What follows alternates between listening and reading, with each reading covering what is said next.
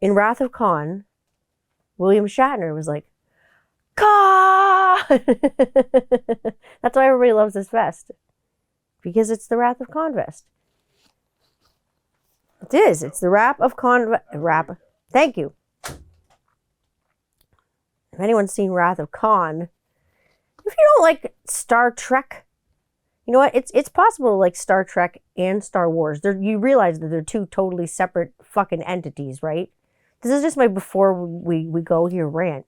Like, because seriously, some people are like, oh, I only like Star Wars. And some people are like, oh, I only like Star Trek. And these are the purists. It's okay. But it's possible to like both.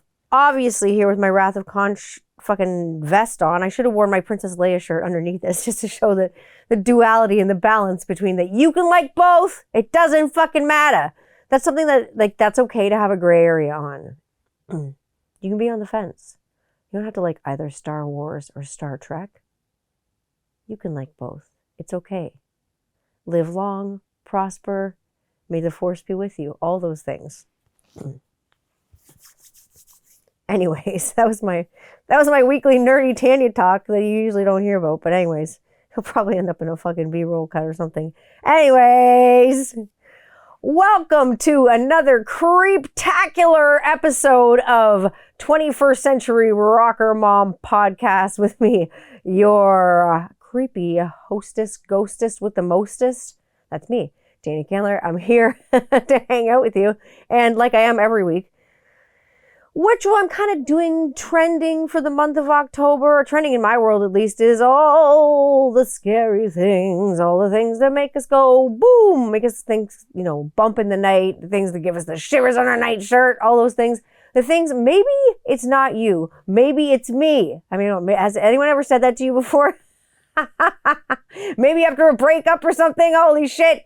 No, I'm just kidding. But maybe it's not you. Maybe it's me. Maybe it's just me who loves to be scared. I love to be scared. So there's no better than scary season, which is, for most people just like October. I know they've got Christmas stuff up on the shelves, and I'm excited about Christmas stuff too. Don't get me wrong. I'm ready for the holidays and stuff and all that stuff and snow and do and jingle beards and all the things. But like, really, I'm not ready for fall to be over. It just started, for crying out loud. There's leaves are falling. Everything smells beautiful.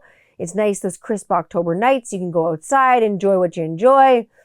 I enjoy a bonfire and toasting marshmallows, which you probably saw me doing on my Instagram. I got busted making vegan s'mores by the fire. My husband took that lovely picture of me.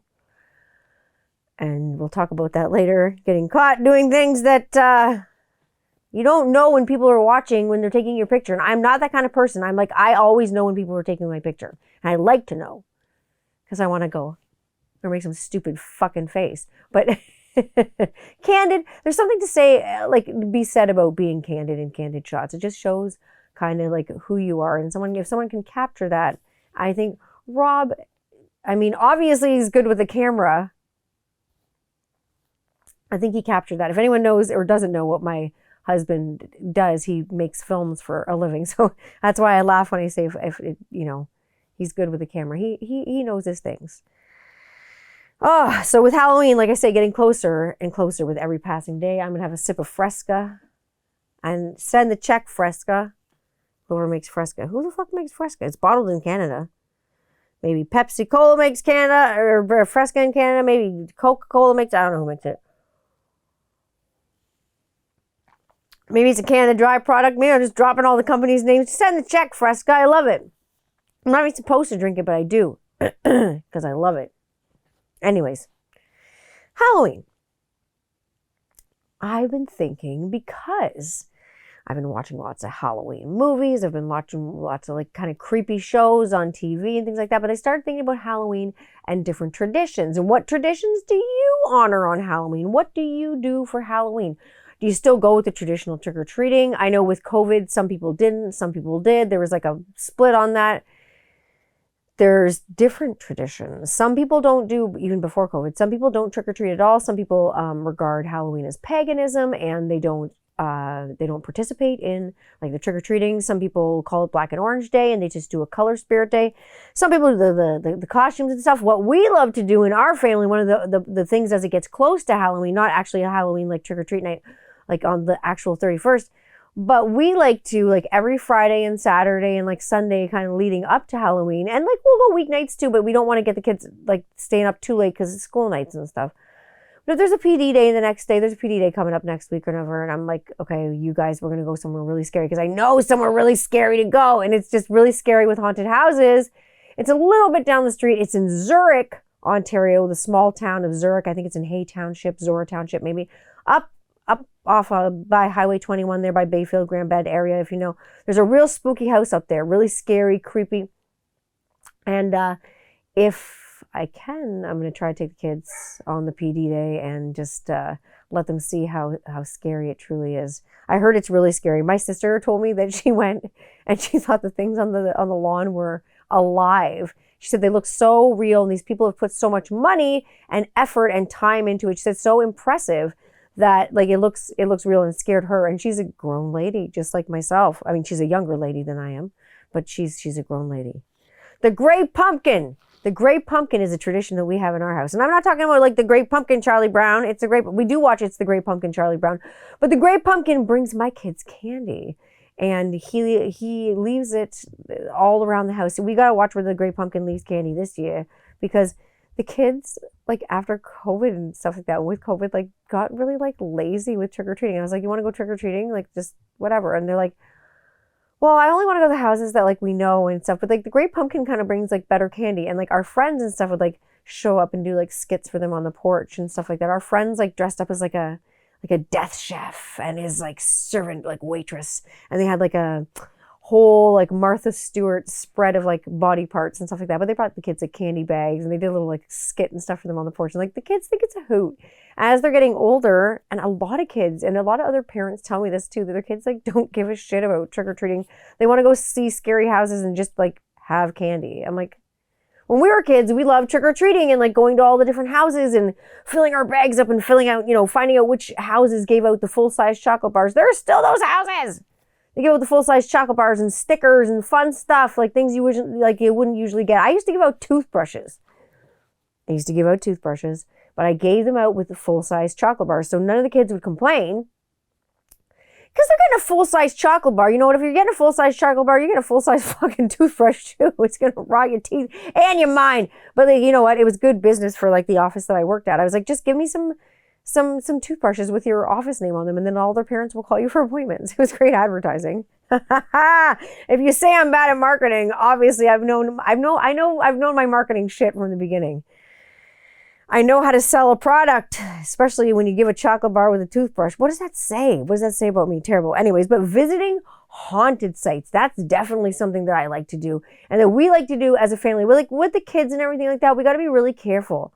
Because like places that are notoriously really haunted and have actual spiritual activity, I don't want to screw around with my kids. If things are moving and things are sliding off shelves, number one, I don't want my children to be scared, because that's kind of getting sucked into adult situation.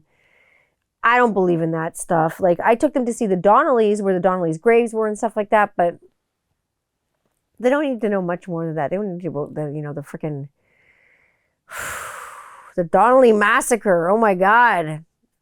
I almost have a beard oil that's named after that, but we'll talk about that later. But I went to the Donnellys' gravesite last year and walked around, and then I did the grave walk. Because their graves have been moved from where they were originally, and they're not their original graves and epitaphs and things of that nature. But every year on Halloween, their family members, go. And we try to go on a time that will be like respectful, because I don't want to mess with anyone's kin or their fam jam or anyone who's coming there to pay their respect to their loved one that has passed, because it was a horrible story what happened up in there in Lucan, Ontario. If you don't know anything about that, learn the haunted history. And I love learning haunted history on Halloween. Learning about the haunted histories of places nearby, far away, anywhere that's kind of creepy and makes my skin crawl. Things that go bump in the night. Things that scare you. I like that. Watching scary movies is obviously, that's kind of like a no-brainer for like the Halloween season. If you're going to have the Halloween season, you're going to watch scary movies, because there's more stuff on, and there's more stuff on the channels. There's this like drag queen Halloween thing that I was watching like on Shudder. It's awesome. Oh my God. If you haven't seen it yet, go watch it. It's good. We'll talk about shows later.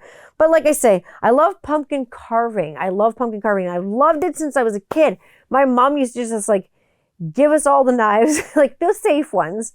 And we go out on the porch because like, fuck, that makes a mess in the house. Like our kids, we carve pumpkins on the kitchen table. We have a really, really, really big kitchen table. We didn't when I was a kid. It was more of like a round kitchen table. But the kitchen table we have is really large and it's a big rectangle. So I can cover it in newspaper and they get pumpkin guts all over the damn place. And then we just put them into seed pans and we roast the seeds and whatever. We have like 8 pumpkins this year, including one Rob grew in the garden. That was a total surprise because the pumpkins went fucking crazy in our garden this year, took over everything, killed a bunch of shit, except like my dad's sweet potatoes that my dad gave me before he passed away. And then my like regular yellow, like Yukon Gold potatoes that I dug earlier season, and we had like new potatoes and whatever. We're really into like farming and growing our own vegetables and homesteading and all that shit. And oh my God, I love pumpkin carving, but reminiscing as a kid, like, yeah, my mom used to give us all this stuff and send us out because we had a huge wraparound porch and it was all cement as a kid. So she didn't care, even if we had newspaper out there. We just go. And even like my dad, when he still lived with us, when we were kids before my parents got divorced, like they got divorced when I was like 12, like he'd come outside and like they just hose off the porch and just pick up the pumpkin guts and put them in the seeds and get rid of everything accordingly and compost. My parents were kind of like more environmentally conscious than other parents. You know, we didn't have a lot of sugar cereals. I'm not saying they were hippies because they weren't really hippies, but they're just a little bit more conscious like with what went into us kids versus like a lot of people that I knew. A lot of my friends, their parents were kind of woke. I guess that's the word for it. Like to like now, like they were taking like vitamins and supplements and bee pollen. Like back then, like things like that people are like, oh, have you heard that, you know, bee pollen and royal jelly and honey is really good for you? I'm just like, yeah, I know that since I was a kid. Maybe it's because I'm a Polak. I don't know. Thing about growing up Eastern European and having like Eastern European friends. You know, all the folk medicine remedies. And as I was reminiscing about our traditions, it dawned on me that Canada itself is as a country, basically like America's haunted. Everyone's talking about haunted America and all the places that you've been, and I've heard great stories from y'all, and you've told me about different experiences that you've had, and there are a lot of places in America that are haunted that I've been to personally. But I wanted to kind of focus on where I am at right now, and like even my city is like Murder City. London, Ontario is known as Murder City. There's books about it. Check that shit out. You can get them on Amazon. They're like $30. It's cheap. Oh my God, scary, all the things that have happened here because of the major highways. That's another show completely. Why do people get murdered in London, Ontario? Because it's easy. That's why. We'll talk about that later. But why is Canada one of the most notorious, like haunted ass countries ever? Especially this province, Ontario. Ontario is super haunted. There are so many haunted places in Ontario, and I couldn't believe what I found when I went down the rabbit hole of Ontario and other provinces, because I'm not just going to hate on other provinces too, because I only live here in this province, Ontario.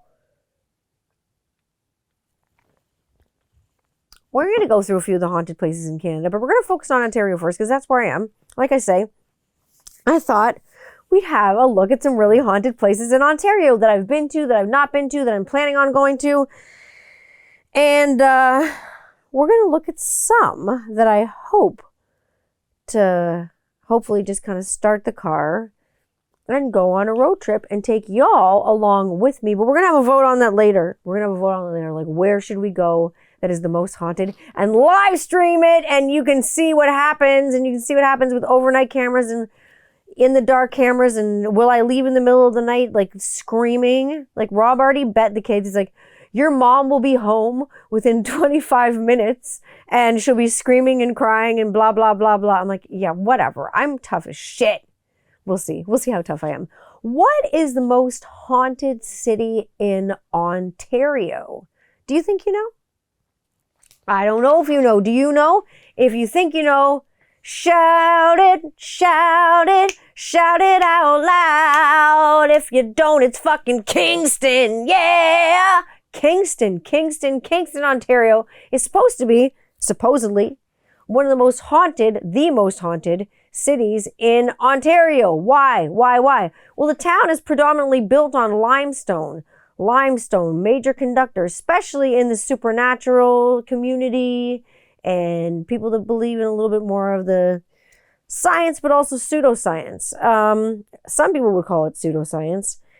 Kingston is the most haunted city on Ontario. Documented hauntings, not only from like witness reports and eyewitness reports. She pushed me, I got pushed here. Someone pulled me at Fort Henry, historic Fort Henry, or haunts at the fort, haunted fort nights, all those things. No, I got pushed by a ghost on a haunted walk. Police reports, actual police reports of hauntings and malevolent events and spirits and happenings, violent activity. And like I say, the town's built on limestone. If you believe in this stuff, in which the paranormal community has long believed in this stuff, you'll know that limestone is blessed with the unique ability to absorb and kind of like reflect energy and psychic energy and electromagnetic energy. And it's also like it can kind of like absorb and release it. It can, whatever goes in can also be put out. So the city being built on limestone is kind of creepy in itself. And that's a lot of energy in one spot. The downtown is reportedly really haunted. There's like a little girl who plays in the downtown square that was like by a hotel. It's really crazy. Apart from Fort Henry, where there are ghost tours still to this day. I've taken one. If you go to Fort Henry, it's really creepy. I went before COVID, like way, way before COVID. I went when I was like young. Like I was a young kid when I went to historic Fort Henry. Fort Henry was creepy, like really creepy. I felt like a bad presence there, like the ground was sour or something. It just felt wrong. But there are ghost tours that you can take there, and you can take downtown walking tours of Kingston, downtown Kingston, and check out what's that is all about. You can take part in that and see what all the ghosts and goblins and ghoulies are about. There's a penitentiary. Obviously, there's the Kingston Penitentiary. The Kingston Penitentiary. One of the scariest like places ever. It's like, I don't know if they still do tours at the Kingston Pen, but it's a scary jail and a lot of crazy things happen there. Also, it's an old city. It is probably the first settlement in Ontario was in Kingston, Ontario.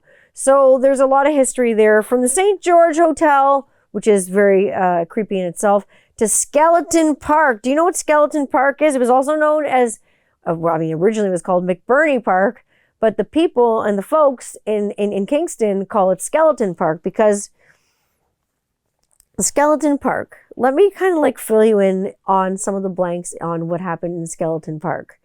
Because it sounds exactly like what it is. Not even in the 1900s, because this is before the 1900s.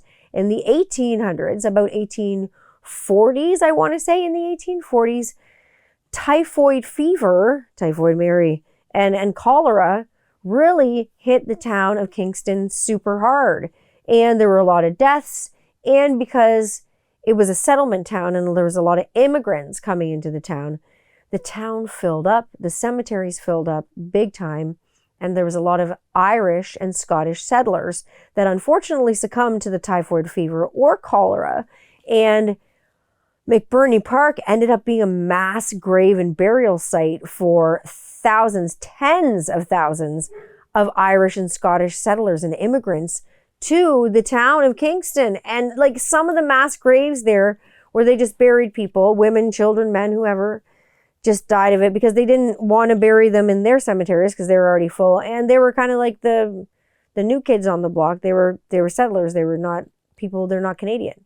So they kind of pushed them out into Skeleton Park. Even putting as much as like 11 people like in one grave, like one site, that's like a lot.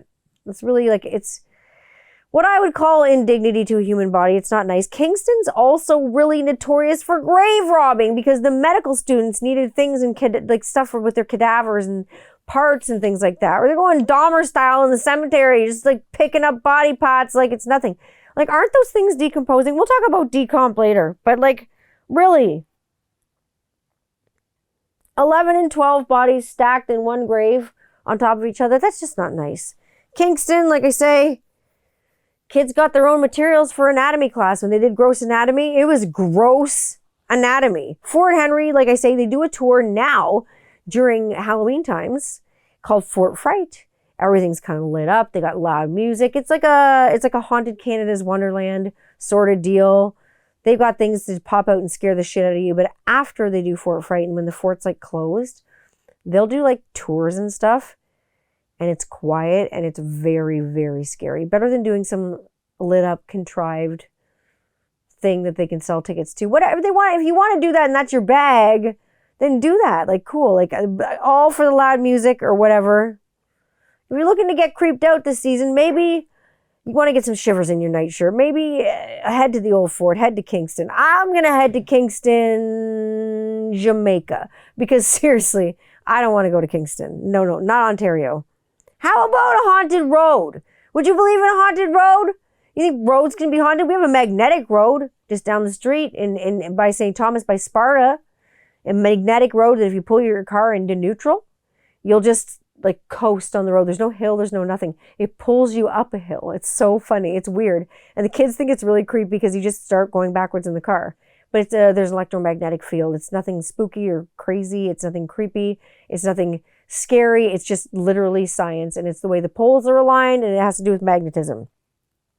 However, a road that does not have to do with magnetism, really the polar opposite, is Kirby Road in Vaughan, Ontario. Kirby Road in Vaughan, Ontario has been long haunted for years and years and years. And it's a scary kind of short stretch of road where they're not really sure exactly what happened, but there's a truck with one headlight. There's a grave in a ditch. There are some scary happenings out on Kirby Road. Kirby Road is the hauntings kind of started, and the reports started with a lot of reports of people coming in saying that they had like electromagnetic activity and radio static, like they're just radio screwing up when they started to drive on the road. But then they noticed in a grave that was like lying in a ditch, like a gravestone lying in a ditch, a cemetery seemingly right there in the ditch with the stone on it saying Selena. That was the name of the person who passed. And on the epitaph of the gravestone in the ditch, it said, "I'm a cute kid." Birthday, death day, everything like that. So there's theories on what happened to Selena, the dead grave in the ditch. One is that she lived there were two houses actually. One was a house, a main house, and the other was a barn that were on the property that was right across from the accident site where Selena passed away. And one said that there was a family of 7 that lived there. Dad went crazy, murdered her. Either something happened to her in the ditch and that was their memorial to her. They buried her in the ditch. Another story seems a little less far-fetched. If you look through newspaper clippings at the time, you would see that there was a girl named Selena who passed away in a rollover accident with some other teenagers in a van around like a similar timeline. So the more probable cause of death, in my humble opinion, is that there was probably a rollover accident. Her parents were probably really sad and lived on site and probably put a memorial there for her in the ditch so they could remember her. She's probably buried elsewhere. I don't know. I know that there were the houses that were on the homestead where she apparently lived. And this is bad, so trigger warning, because this is bad.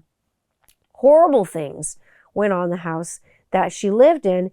So the main house there was a big house, big old farmhouse. And they said you could hear, like, most people before the houses were torn down in 2007, 8, 2009 era. The houses were like destroyed to rubble to the ground. Probably a good idea because of all the evil that went on there. The main house, they were reports of mostly children crying, babies crying, screaming, things like that. All disturbing, all malevolent, all violent things. Nothing good happening there. Most disturbingly, and this is where I want to take out my trigger warning and warn y'all, because this is scary, was the barn, because it was said that the father of this family of 7 was heavily involved with the Ku Klux Klan and the KKK, one of the oldest and most horrible organizations, in my opinion. And they would hold meetings in the barn and do horrible things at the meetings, which I will not go into detail about because I don't want to go into detail about it. It's horrible. But like there's hundreds of reports of disturbing stuff. And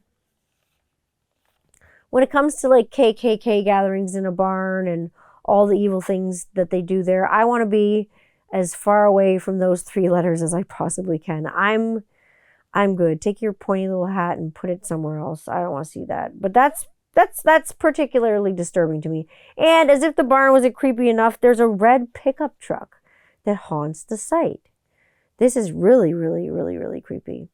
So if you go there, reportedly a lot at night, there's a red pickup truck that haunts the site and will kind of like chase you down and try to either get you to leave or I'm saying and or because both can happen, or it'll sit there with the engine running with one headlight kind of burning at you on Kirby Road, the ghost of Kirby in Nintendo.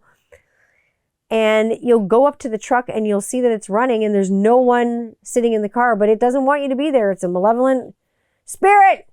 It doesn't want you to be on Kirby Road. So stay the fuck away from there. If you want to check it out, I mean, go for it. But you can drive it home with one headlight if you want to see that truck. I bet you the wallflowers never said shit about that, Jacob Dylan. Fuck, that's scary. What about haunted hotels? You ever been to a haunted hotel where something moved or something fucked up happened, or a haunted B&B or anything like that? You ever been to Bayfield, Ontario? How about the Albion Hotel? And it has a bar and a lounge in it. The Albion Hotel was notoriously owned by the Elliott family. And there was notoriously a killing within the Elliott family in the Albion Hotel in Bayfield. My children want me to go rent a room in the Albion Hotel and stay overnight and scare the shit out of myself because there's 2 brothers. Let me tell you. The Albion's really famous for 2 things. Tim Allen, you know, the Santa Claus. Santa Claus, Tim Allen. Always, he would eat his lunch there almost like every day in the summer because he has a cottage and a lake house that's up near that way. And also being haunted because of room number 4, because of all the spiritual activity and all the crazy shit that goes on in room number 4. Because the brothers, Fred and Harvey, they were helping their mom up the stairs one night. They own it since the 1890s. They were helping their mother up the stairs one night, and Fred and Harvey got into a fight, and whatever happened with the altercation, oh my God.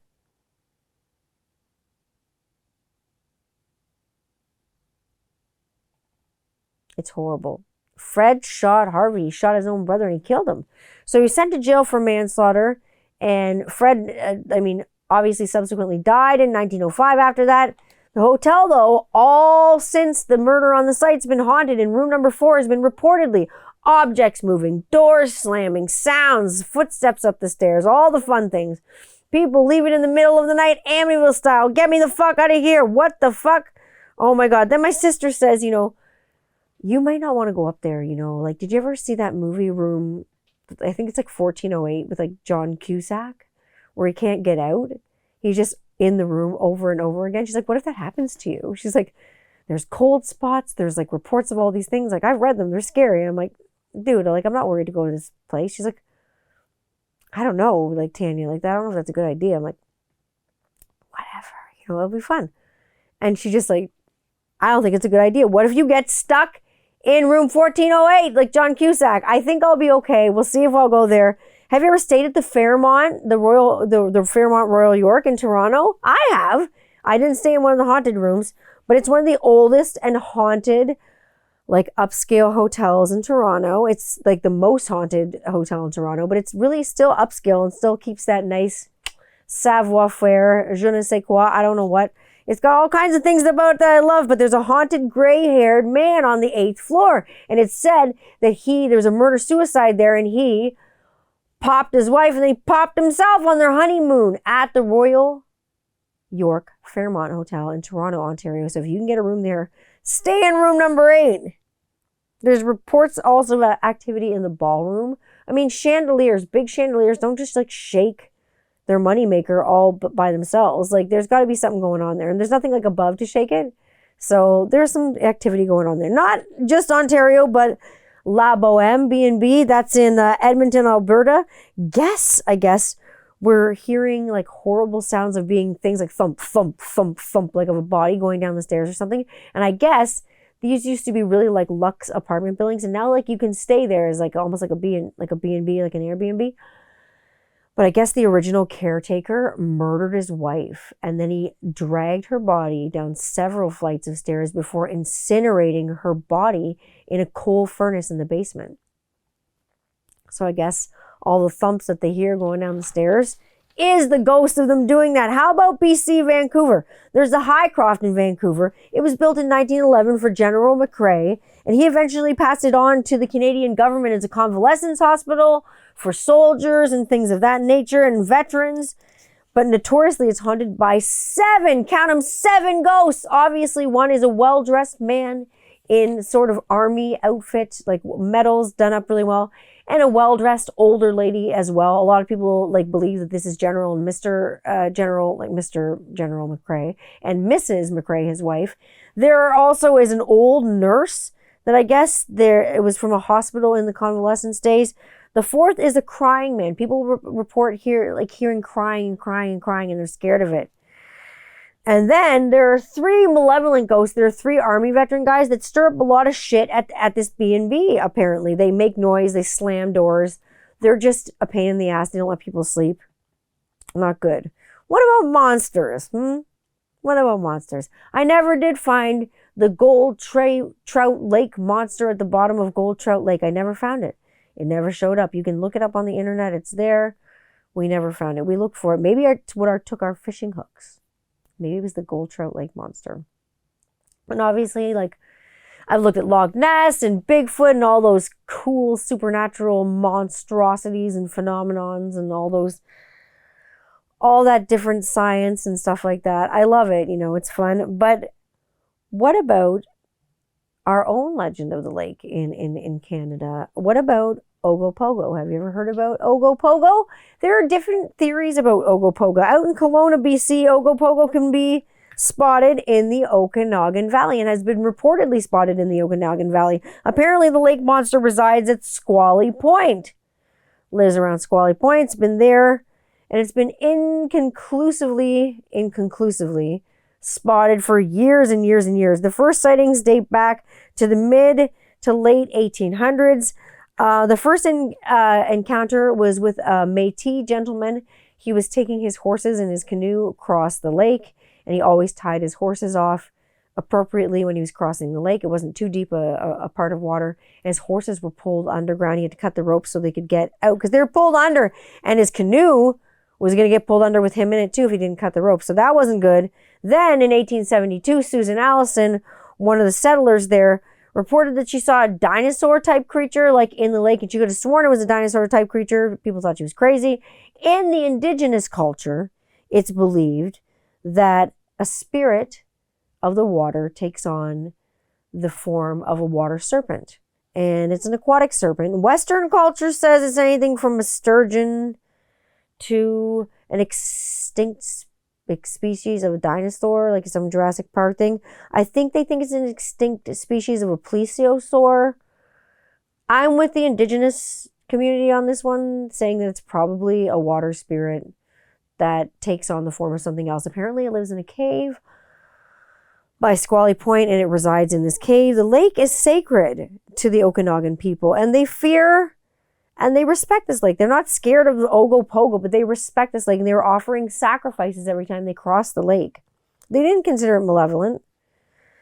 Anytime they crossed the lake near Rattlesnake Island, because this is where Ogopogo lives, because that's where the underwater cave is near Squally Point, they would make sacrifices to the Ogopogo, to the monster, this lake spirit, and they'd be able to cross peacefully. So I think that's a great idea. It's an amazing statue. If you've ever been there, you can see it. If you go to like Kelowna, it's pretty cool because it's all coming out of the ground, and you can see its face. It looks a lot more friendly than they describe it to be, but it's cool. It's really cool.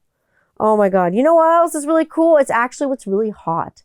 In the mail the other day, I got some cool things from my friend Scotty Ohati over at Scotty Ohati Hot Sauces. Next week, we're going to taste all this stuff. We got some salsas this time in the mail. We got the ghost salsa. I'm excited to try the ghost salsa. We got the garden salsa all the way from the garden. We got everything that's good in there. Not a lot of sodium either, which is good for the old BP, the blood pressure. The beer and bacon, I unfortunately cannot have because I love pigs too much to eat them. But my best friend's dad is coming over to have this, and he's excited to pick that up for me. The tequila ghost sauce is not something that I have had. And then Scotty Ohati sends me The only 6-pack I'll probably ever need in my life is a 6-pack of Scotty O'Hotty hot sauces. We got the beer and bacon chipotle. We got the goat sauce, and we got beer and bacon chipotle. Now it seems like he's added something to the beer and bacon chipotle. Oh, he's added scorpion peppers. And what's happening around the front?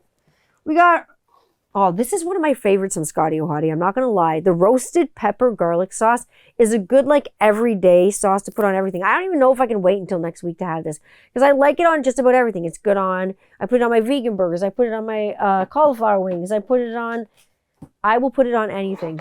The Reaper de la Muerte sauce. This stuff is hot as fuck. I'm not going to lie to you. It is hot.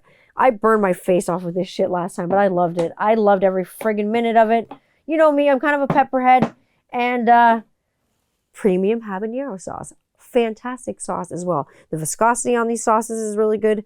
The ingredients are primo. There's something about having good ingredients and pride in your product that you sell that is really, really impressive. Scotty O'Hotty does that, and he delivers a really good product from the Motor City in Detroit, Michigan. And I mean, you can pick it up at Meijer. You can pick it up at Kroger.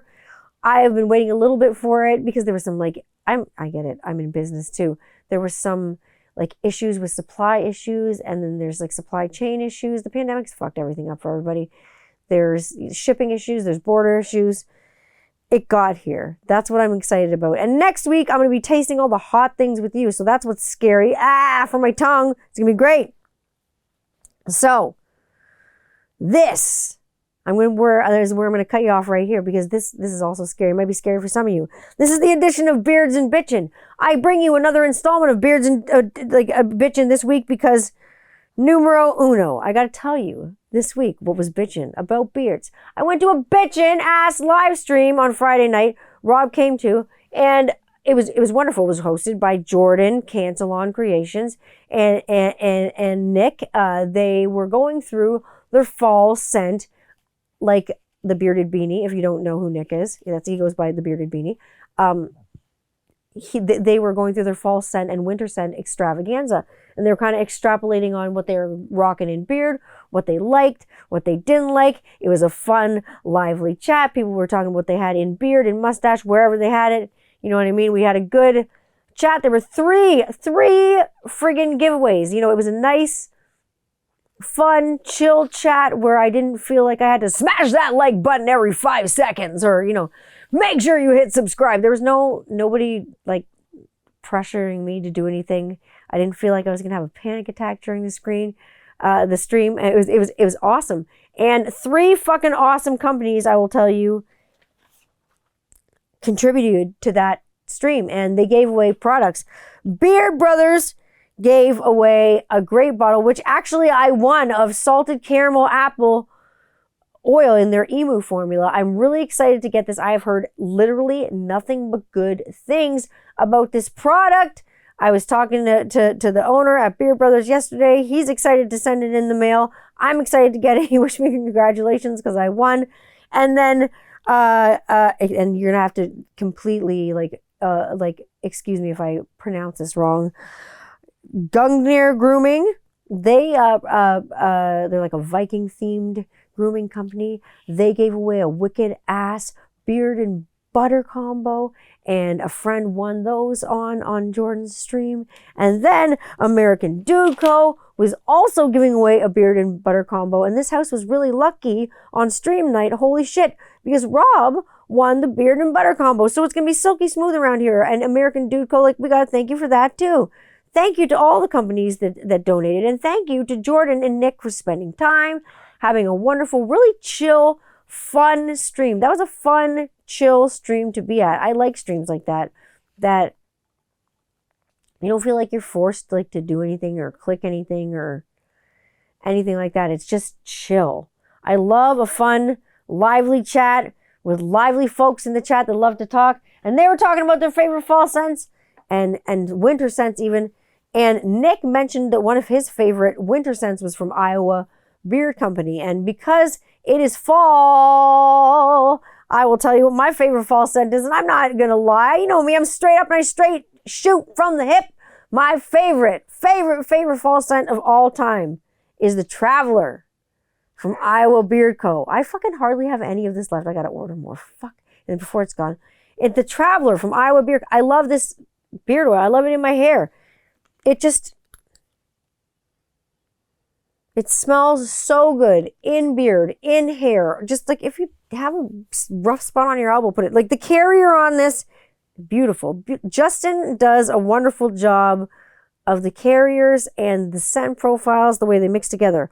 Jojoba oil, grapeseed oil, argan oil, vitamin E oil, castor oil, essential oil, and fragrance blend from Des Moines, Iowa. Iowa Beard Co. The Traveler. The scent profile of this will knock you out. It's a home runner. It's beautiful. It's maple, amber, caramel, tropical, and coconut. It's just like it's a home run oil. There's not a lot of oils that I call home run oil, but look at the color on that. Beautiful golden, almost a medium viscosity oil, I would say. Beautiful oils from Iowa. That's my favorite fall oil. I'll tell you, I'm excited because I've got nothing but great oils coming. There was a big sale on Friday at Jolly Old Fat Man Beard Company, and you can only get it till Sunday. So if you didn't hop on that 5 for $40 shipped, what the fuck is wrong with you?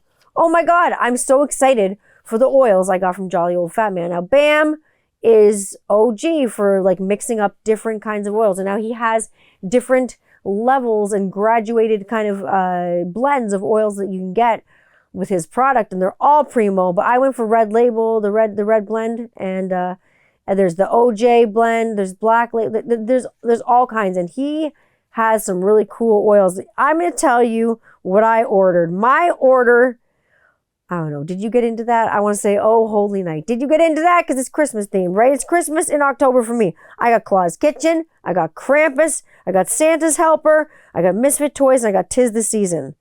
I'm excited for these fantastic blends that are coming from Bam. I'm excited to smell them. I'm excited to have them in like Rob's beard. I'm excited to have them in my hair. I'm excited to, again, support another small batch company, because that's essentially what my company is too, a small batch company. There are a lot of people that support a Jolly Old Fat Man. Like I say, Bam's like OG when it comes to a lot of these really fragile oils. And he always has superior oils and always has superior scent profiles that are coming through with these oils. Always really fun, complex stuff, and always really beautiful, complex oils. I love that he's a one-man show. I think it's fantastic. Speaking of superior oils, I got Hops and Glow coming in the mail for me from my friend, that metal guy, 1983. My friend Steven, he sent me some Hops and Glow. That nice man. Wait till he gets his package in the mail. And I got packages for a lot of you in the mail. Jordan Cantillon, I got a package with your name on it. Also, Steven, I got a package with your name on it. There's, you know who you are.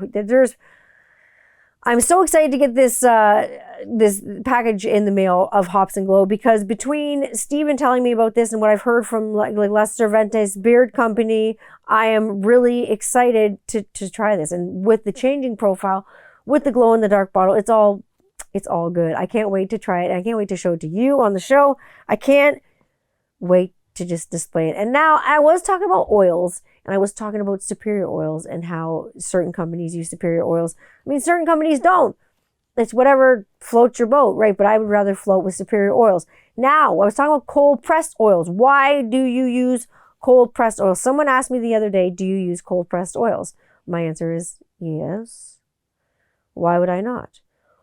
There are some beard companies that think it's okay to go and use the same oils that you would find in the grocery store. If you want to put that in your beard, I wouldn't recommend it. Or if you want to put that in your hair, I also wouldn't recommend that. You should probably not be acquiring your products from these places. It's not good. But why use cold pressed oils? Why? Do you know why you use cold pressed oils? Basically, like, heat is going to destroy when you're extracting the oil from whatever seed or whatever like substance, whatever like you're using. When you're extracting that oil, if you don't do it in a cold pressed manner, you're destroying fatty acids, you're destroying micronutrients, you're destroying vitamins, you're destroying its integrity. You're destroying the integrity of the oil. And the more that oil breaks down, the more it's not going to be a moisturizer for your face. So you want to use nice cold pressed oils, and you want to use these in your cooking too. Beards and Bitchin's just not all about it's all about your beard, but you're taking care of your beard. If you're not eating healthy cold pressed oils, it's not going to be good. If you're using them on your face, why aren't you eating them? Don't eat all those shit oils. It's not good for you. I think about having a healthy diet, and I think about having a healthy beard and having healthy hair. And I think having a healthy beard and having healthy hair starts with a healthy foundation. It's like when you're building a house.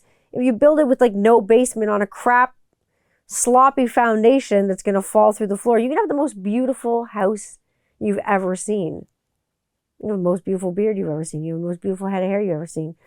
But if it's on a shit foundation, guess what? It's all going to go to the ground. It's all going to fall out. It's all going to feel like shit. It's going to look like shit. It's going to sink into the ground. So just like a business, if you don't really know what you're doing, you may sink. You may sink. So where do you get help? When it comes to your beards and your hair, you get help from your companies, your books, your YouTube videos, wherever you're getting help. Other people in your community that can help you, your hairdressers, your barbers, people that know things about hair loss clinics. I'm talking anyone. Follicular specialists. There's all kinds of things. Dermatologists.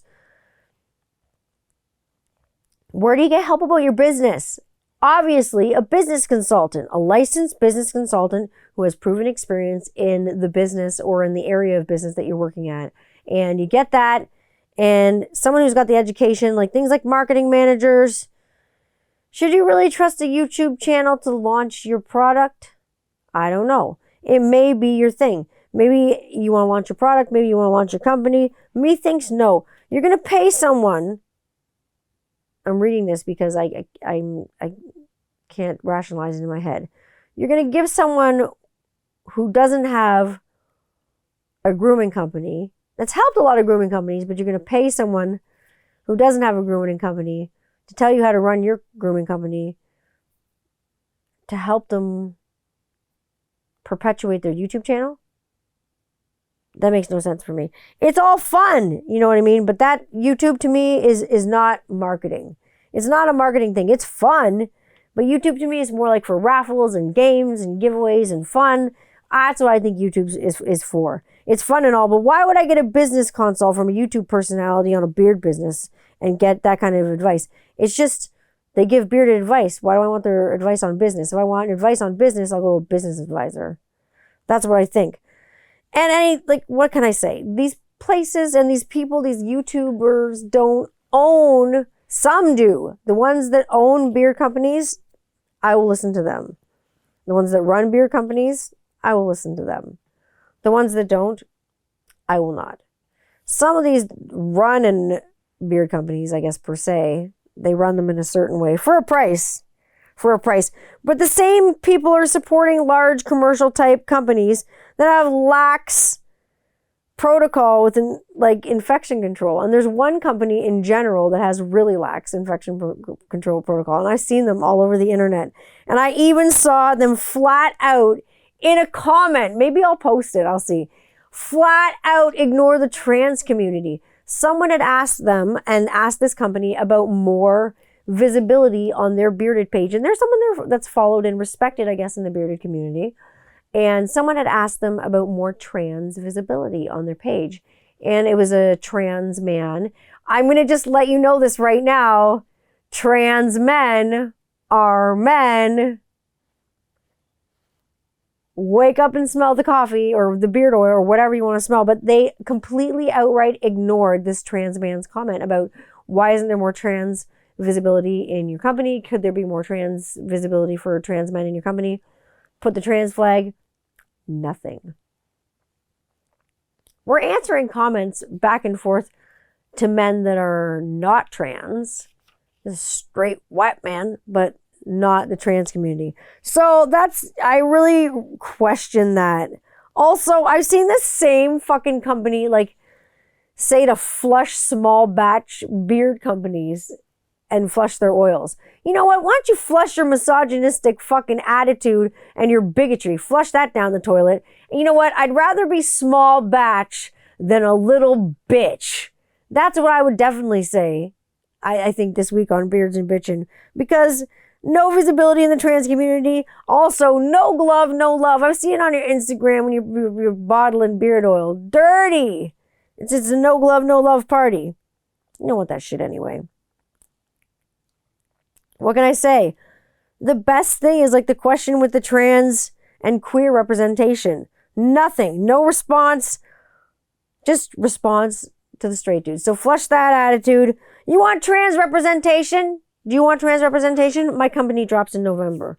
All you folks that haven't been formally invited to the table, and maybe formally invited to the beard community, and all the folks that have been attacked, all the companies that have been attacked, all the people that have been personally attacked, all the people who have had what you'd call the mafia people DM them. You know, they look really nice on their Instagrams, but then they're yelling at you in the comments, or they're screaming at you through like voice messages in the DMs because they think they can. It's funny. It's so funny. They're lurking on their Finstagrams, blowing the smoke and mirrors, you know, acting nice in public, but then smoke is going up your ass because they fucking hate you behind closed doors. Don't you hate that kind of life? I hate that kind of life. I don't think it's nice. So you know what? Listen, my furry friends, whoever you are, welcome to Furtopia. I'm glad you're here. And you know what? We're going to have a good time. I'm so excited for the company to drop and just to include all of you. And yeah, is there going to be trans inclusion at this company? Yeah, there is. And I'm sorry if a lot of companies don't have trans inclusion. And maybe you don't like that. And maybe you don't subscribe to that. But I do. I'm not going to say that. I'm not going to come for you in the DMs. I'm going to just launch on my own. I'm not going to launch on a huge channel. I'm not like that. That's really not my speed, with tickers going across the bottom. And hey, hit that like button. Don't forget to touch that dial. Don't just smash that like button. Hit that subscribe button. Join, subscribe, donate. I can't do that. That is not my speed. And like I say, I am a one-woman show. It is a family, I will say, company, but I'm a one-woman show when it comes to oils and things like that. I am a complete one-woman show when it comes to the making, the crafting, the scent profiles, all that stuff. It's a one lady show. I was doing stuff the other day I was like, what's that smell? And I can still smell it now. I'm like, oh, it's me. Because I made this amazing concoction. And one of the things that was in it was tonka bean. And it was just, it's amazing. I just love that. And when I say I'd rather be small batch than a little bitch, I also can be huge bitch. Like I could also be that. But that is not something that I do very often. But remember, bitch means being in total control of herself. So remember where bitch comes from. You name it, the game is, I will never let my mouth write a check that my ass can't cash. You don't do those kinds of things. I think that, like I say, I don't like the smoke and mirrors, and it's not good. How does a little non-bearded lady, a little non-bearded Polish lady like myself, know so much about the bearded community? How do I know? I'm a very nosy hometown little girl. I like to know things. I'm a little Polish princess that likes to know everyone's business. I read an article last week and it left me thinking about beard clubs. It kind of said being exclusive, leaving other people out certain days. What does this mean? Is it elitist? I mean, let me ask you, do you think certain beer clubs are elitist, or do you think they let everybody in? Is it, I don't know, because I don't belong to any beer clubs, but is there something elitist about beer clubs? I read this article and it left me with food for thought. Maybe I'll post it somewhere for you. And it just left me thinking, is it or is it not? I do know this. I don't fuck around. I tell it like it is. I'm straight up. And I will call out fucking bullshit, because I see y'all lurking on your Finstagrams. I see you looking. I know the Finstagram. It's a fake Instagram. Also, please know that if I have beef with you, I won't send my husband after you. And I won't attack you in DMs while you're trying to pretend to be nice on Instagram. I'll come for you with my legal team, and they can call you out. I have no time for bullshit. And I promised some Halloween beards. Not too many characters actually have Halloween beards, like I say, other than the Wolfman. That's more of like a full body beard experience. Charles Manson obviously had a beard. This is scary people with beards. Obviously, all the cult leaders that I've talked about. Ted Bundy definitely rocked like some scratch and a little bit of a shorter beard, but that's respectable. A shorter beard, he had a very shorn beard. I don't know what he did for a living other than kill a lot of people. The torso killer, Richard Cottingham. He rocked a beard, and he was known as the torso killer, the Times Square killer. He rocked a beard. Here in Canada, we had a monster named Alan Joseph Laguerre, the monster of Miramichi. He was an arsonist. He was a rapist. He was a murderer who went on a rampage in New Brunswick in the early 1990s and killed, I think, 5 women. Oh, it was really bad. He was responsible for those deaths in the early 90s. Something not scary, I'll tell you something not scary but cool, but it has to do with monsters, is beard monsters, beard_monsters. They've been around since 2016. They've got the most, I think, followers I think I've seen on a bearded site on Instagram. I think they've got something like 230,000. Like, get 230K. Yeah, 230K. 230,000 followers on fucking Instagram. And this place is amazing. It's bearded monsters. And in beard monsters, and there's no bias. There's no, like, everyone's invited to the party. There's no, I like this brand better than this brand. There's no representation of one thing more than the other. It's all, like, good. I like it. Speaking of all this madness, I've gone mad and purchased some extreme platforms. Like, I wanted to see more streaming platforms. I wanted to see if there's any shows about beards. Not too many things about beards other than things that I see, like, on the internet. Because, you know, just like I said with beard oil, I like my variety all the time. And with all the fun and the creepy movies on and such, why not get more channels on the boob tube and see more slime on the TV set and just see what's coming out of it? I like it. Perhaps the creepiest thing I saw this week was was a documentary, and it was something that scarred me from teenagehood. And if you were a young teenager growing up in Canada, you got your sexual education a few ways. One was, like, you know, experience. The other one was Sue Johansson on the Sunday Night Sex Show. I know what you were doing on Sunday nights. You were watching the Sunday Night Sex Show. And if you are a Canadian and you're about my age, and you know, even if you're not a Canadian, if you've got the Women's Television Network, and even if you get it now, WTN, you'll know about Sex with Sue. She was a registered nurse who was a sexual educator. And a Sunday Night Sex Show with Sue, it was just so, it was like talking to your grandma about sex, but she was so comfortable about it. And you could call in. I remember calling her one time. I couldn't get through. Oh my God. So many questions about sex. But Sue was my sexual awakening. So I watched the doc, which in my opinion was, albeit a bit dry. It kind of circled back, but Sue was fantastic. She's always smashing. Then I watched Zombie, the Lucio Fulci classic, where, you know, it looks like everybody's covered in clay, but it's zombies. It's overdubbed in Italian, but it's a good movie. I think it's 1979. There's that famous scene where the zombies, like, fighting the shark under the water. Good film. Good, excellent film. I've seen a few ones. I have been watching Discovery Plus. Like, I love Discovery Plus, and I've told you about the show about We Bought a Funeral Home, and I love watching this show. It's so good. If you haven't seen We Bought a Funeral Home, it's a must. Not only, like I say, is the family fascinating, but if you like home and garden TV and renos and stuff like that, this is for you. Like, they're ripping apart a house that was built at the turn of the century, and they're, like, remodernizing it and turning it into something like you've never friggin' seen before. It's heartwarming. It's entertaining. It's a good show. I love the way that they parent their kids, and they just let their kids be who they are. That's how you should fucking parent. These people are parenting goals. Fuck yeah. If you've never been inside a funeral home, this might be a place that would be scary, not as scary to start in if you've never been in a funeral home. Just watch the show and know your way around a funeral home from the beginning, because I'm going to take you on a fantastic voyage. Slide, slippity slide. What happened? You fucking died. We're going to the funeral home. That's where we're going. You want a tour? Well, I'm going to tell you.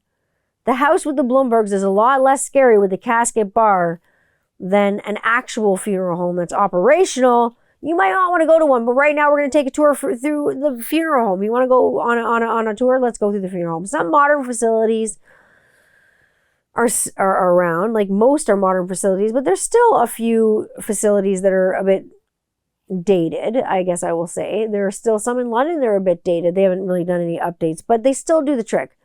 Could you imagine a funeral parlor scent for a beard oil? And I was thinking what I could put in that. And I was like, dirt, fresh cut grass, lilies, or some like English garden sort of flowers, and then rosewood for the casket. Maybe cedarwood. We'll see what it's something basey.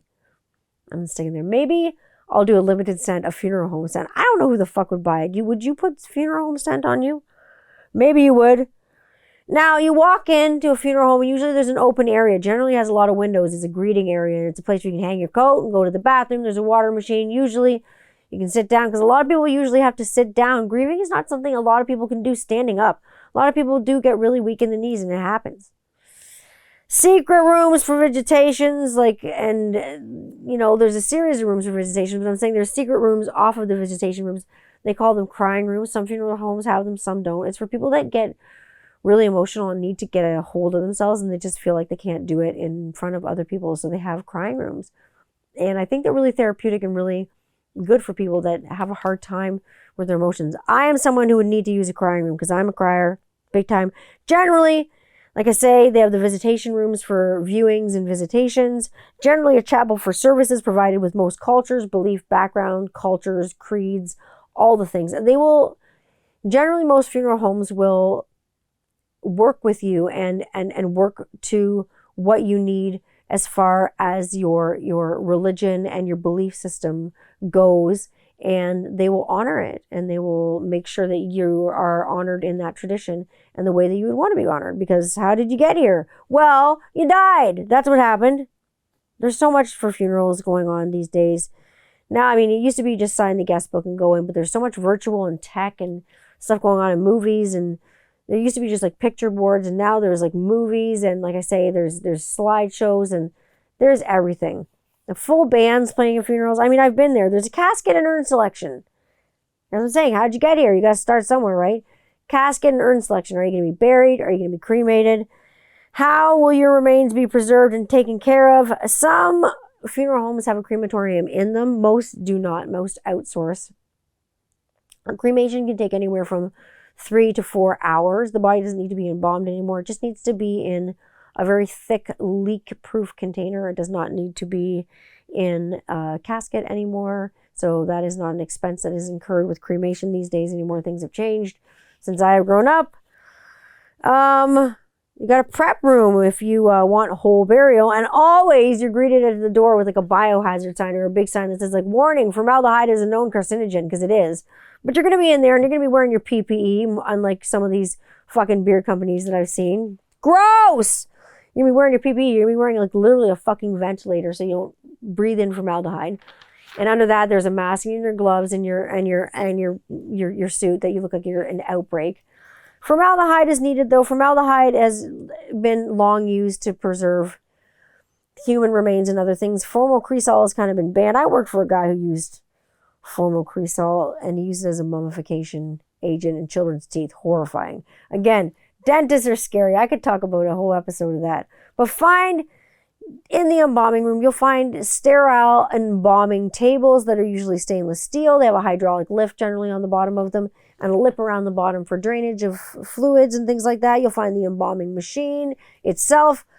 Basically, it's fluids in, fluids out. I don't know if most of you know this, but embalming has 2 stages. Like, there's also like a dressing table. So when the embalming is actually done of the remains, you can dress and make up and do whatever, and it depends what kind of restorative artist you have. You can have an open or closed casket. I don't know what's happening. But there are 2 stages of embalming. One is the arterial embalming, and you have to embalm, like I say, the arteries and make sure everything's good there. Take the blood out of the remains and put embalming fluid in. And then, obviously, there's the cavity session that you have to do, and that involves putting chemicals in the body cavity. And I told you this one was going to be something. You have to place like chemicals in the abdomen and such as things that preserve the remains. So there you go. Sometimes there's a cosmetic reconstruction. Like I say, if it's a mess and there's an open casket, like it's requested and you can do it and you have a really brilliant restorative artist. Because sometimes what some restorative artists can do in wax, you would make your head spin. You wouldn't believe it. But like I say, if there's an open casket and it's requested, sometimes it's a lot. Sometimes it's a closed casket and you just can't do it. Not everything looks like it does on 6 feet under, like I say. No matter how brilliant the restoration artist is, not everybody can be that good. Sometimes Humpty Dumpty does not go back together again. I'm going to say that right now. Even cremation has changed. Like I say, you no longer need that casket. It's something different. You don't longer need the embalming. There's green burial, which is being buried kind of like outside and being part of the elements and being wrapped in like natural materials and being down and becoming part of the earth again and being just like going back to nature. And I mean, there's sky burial, which is believed in Tibet, where you're left out kind of in the elements on the top of a hill for the animals and the elements to get you. Sky burial is something you should Google. Google sky burial. Now, after all this funeral talk, I thought, why not go check out We Bought a Funeral Home? Because this will be like your easing, like your ease into it. Like you'll just coast into funeral homes because they bought this house and it's fabulous. The renos are incredible. They're living my dream. Like I say, it might be someone else's nightmare, but it's my gothic fucking dream. I would love to live in a funeral home. Like if they're so big, number one, there's so many things you can do with all the rooms. You know, there are so many things you can do. They put a parlor in it. They put a bar. There's a grand dining room. There's a kitchen. Watch it. Go on Discovery Plus. Do yourself a favor and go watch the Bloombergs on Discovery Plus. And go watch We Bought a Funeral Home. What's wrong with you? Go watch it now. Oh, my gothic heart beats for that show. It's so good. Oh, okay, kids, start the car. Road trip to Dresden. Now, speaking of road trips, you still all got to figure out where you want me to go for Halloween and get in the spirit of Halloween. You gotta come at me, slide into my DMs and tell me. You think, I love getting messages from you. So like I say, you think about it. Think about it. I'll either put a question in my stories or I'll put it, just tell me in my DMs. Do you know a place in Ontario that's kind of close to London that I can go to? Even it's Toronto or wherever that I can go to and spend the night in and get creeped out hardcore and take y'all with me. And I'd like to do this with you. It'd be a fun Halloween thing to do. And I want to take you with me. So slide into my DMs, like I say, and tell me where you want me to go on this fantastic voyage of being crazy. Because give me an invitation to anywhere that you know that is legal where I can go and get creeped out.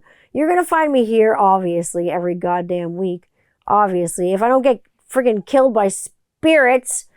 Oh my God, I need some more crystals. I'm going to go there. You'll find me here every week.